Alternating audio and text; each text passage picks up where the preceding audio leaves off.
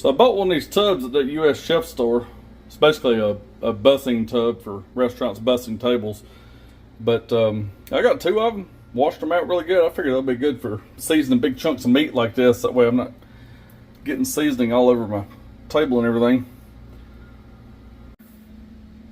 All right, there's a second pork butt.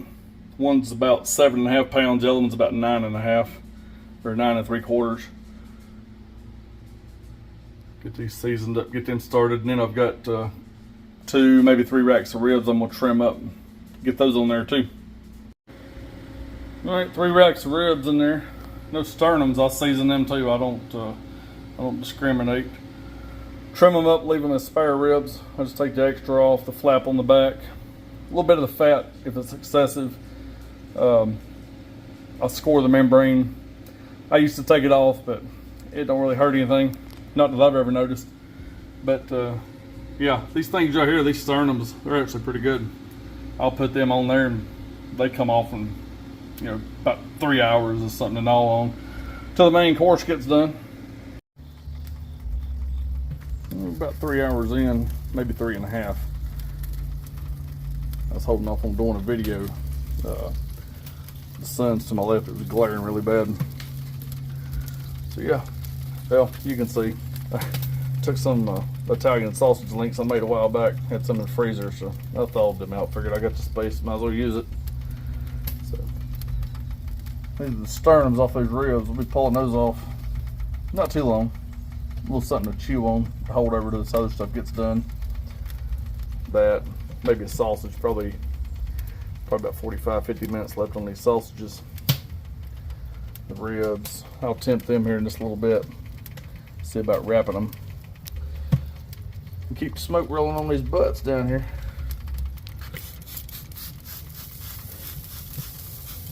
A little vinegar while I got this thing open. We're getting that on the sausages though.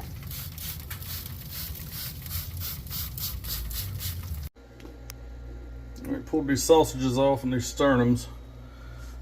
Ribs and pork butt still got a good ways to go, so a little intermission snack here. I remember some people throw these away. That's actually pretty good gnawing on those things. Don't pass them up. There ain't a lot of meat on there, but this little something to hold you over till the good stuff comes off. All right, about 7.5 hours into this. Trying something different this time. I'm doing the ribs. I'm not wrapping the ribs. I'm gonna do them all 100% like this. This one I had down here and I rotated it up. This one here was on the far right. I temped it. This one was a lot further along than that one. So I'm gonna finish them up just like they are. I've been spraying them about every 30 minutes with a little vinegar. And pork butts, get ready to take those and make a foil boat. And a lot of fun. Started raining on me earlier, but I've got this under the carport. Seems like all it does in North Carolina is rains. Alright, I'm going to pull these ribs. They're temping out right temperature and get good floppiness to them. So go ahead and pull these. And these are cooked completely, not wrapped. It's the first time I've done that, so I believe these should be good to go. Oh yeah, they're trying to break there in the middle.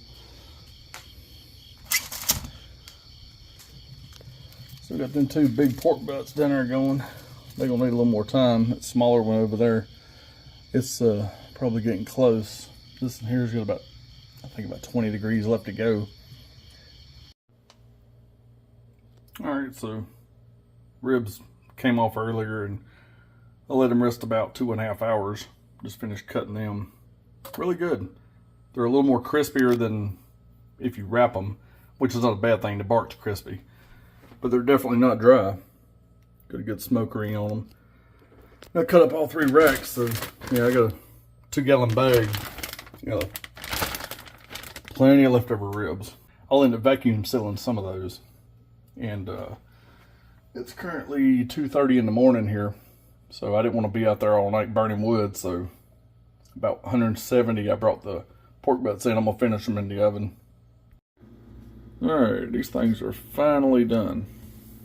The smaller one, over here, it came out a little earlier.